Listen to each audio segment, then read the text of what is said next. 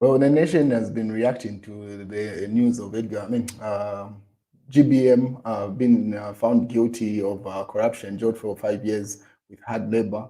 So different sections of society have been weighing in, giving their 2 cents. So this is as reported by the news diggers. So, with the same headline. You see this headline, pretty much all the newspapers today are carrying the same headline. And different politicians have been weighing and giving their 2 cents. One of them is Mao Sampa. So he shared some pictures from the past. This should have been taken from 2016, the elections. This was at a time when Mao Sampa got dribbled pretty much easily. Got dribbled by Edgar Lungu's camp, where he wanted to be PF president, and he was endorsed by Guy Scott at the time, who was the acting president, should have been for a while, right before he handed over the instruments of power. And he was forced to form a political party. Mao Sampa ended up forming a political party, should have been MPF or something of that nature, which is non-existent at the moment. But yeah, you can see Mao Sampa on the far right, Nebas Mumba, and then GBM, then you see Hakainde Hichilema at the far left there.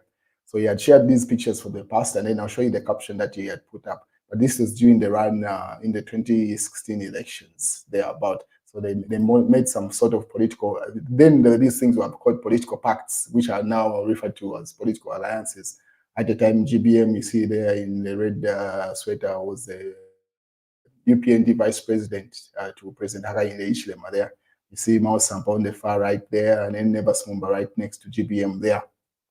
So these are images that were shared by Mao Sampa with a caption to say picture, no sound. Picture, no sound moment. So most sections of society are calling for President Hakainde Hichilema to pardon GBM. The Zambia is likely to celebrate its 60th independence celebration on the 24th of October this month. So people are saying GBM should be added to that list. So that's the part of those images that you see there coming from Mao Sampa, picture, no sound, saying, GBM was very central to the UPND penetrating the northern region.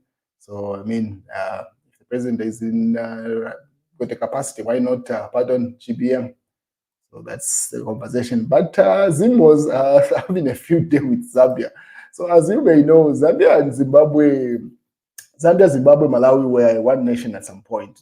Should have been Northern Rhodesia, Southern, you know those odd names. But Zambia, Zimbabwe, Malawi were one nation at some point.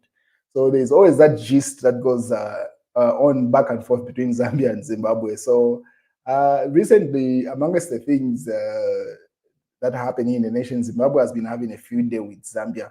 A number of politicians from Zimbabwe have been making a number of political statements. So one of the individuals should have been, this is just a normal citizen. There is a fuel crisis in Zambia. Things are not well next door. One of the biggest tragedies of trying to put lipstick on a pig is that you make your own suffer what is trying to be a saint to the world. Hakainde Hichilema has failed Zambians.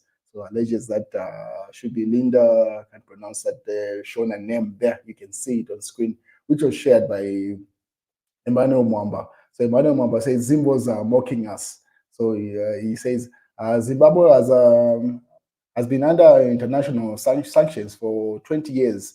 And despite the harsh economic isolation and severe drought, continues to register economic growth, and its GDP has just overtaken Zambia. So in Zambia, we have power cuts, water cuts, fuel shortage, and population facing hunger and severe cost of living crisis.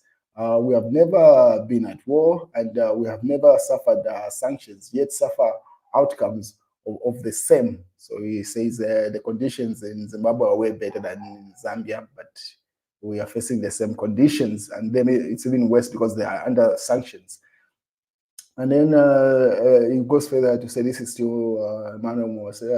Stanbic economic analysis reports has discussed that the private sector continues to suffer and rapid decline the last 4 years. No wonder Zimbabweans are taking turns laughing at us, because 4 years ago, Zambians elected President Hichilema. It hasn't been 4 years there yet, but anyway, he says 4 years ago.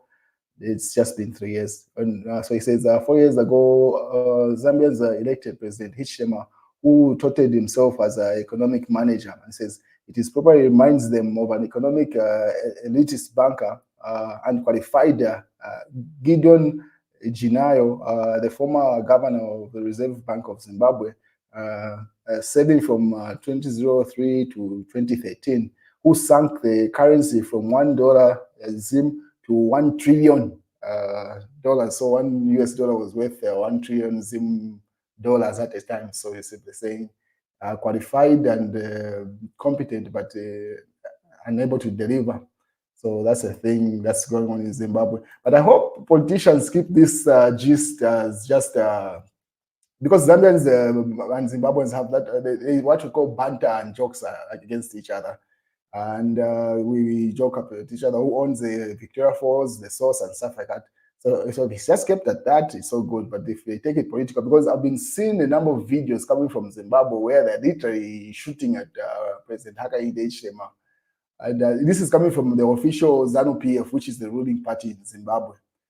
So I do not know how that sits well. In as much as you want to joke around, it's just a matter of time when the other party takes it literally. And Zimbabwe and Zambia cannot afford to be at conflict, or what's the word? Like they cannot be enemies. Pretty much, we have too much in common. Too many borders in common with Zimbabwe and Zambia.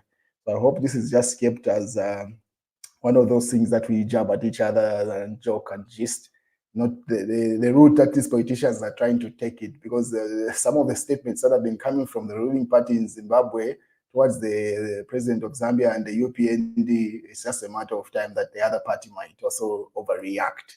We hope not.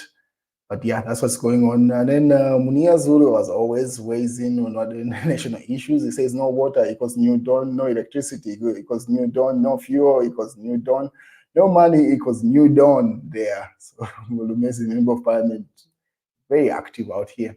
While it's breaking news, Drug Enforcement Commission rearrests Lusaka businessman Shadrach Kasanda for alleged theft of $5 million US for his Egyptian gold client, named in there, and is currently being questioned by the law enforcement officers.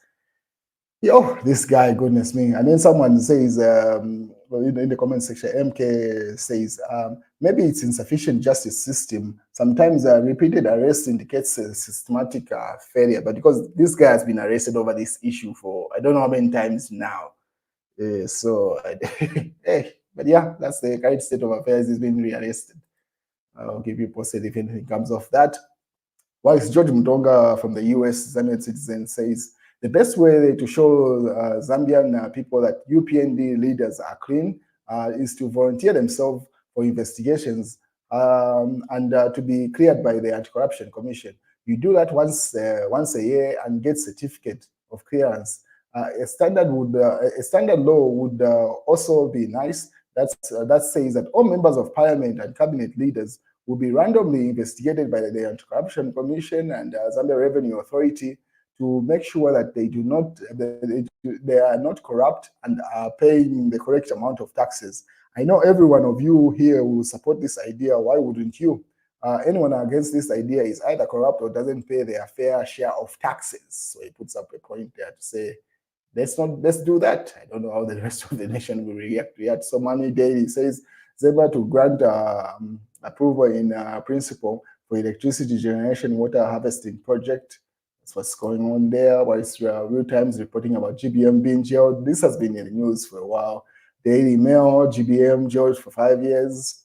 And Daily Nation say, I got frustrated. Hichilema say he's there with some details there in the Daily Nation. Zambia ran out of fuel. Let the country not be cheated.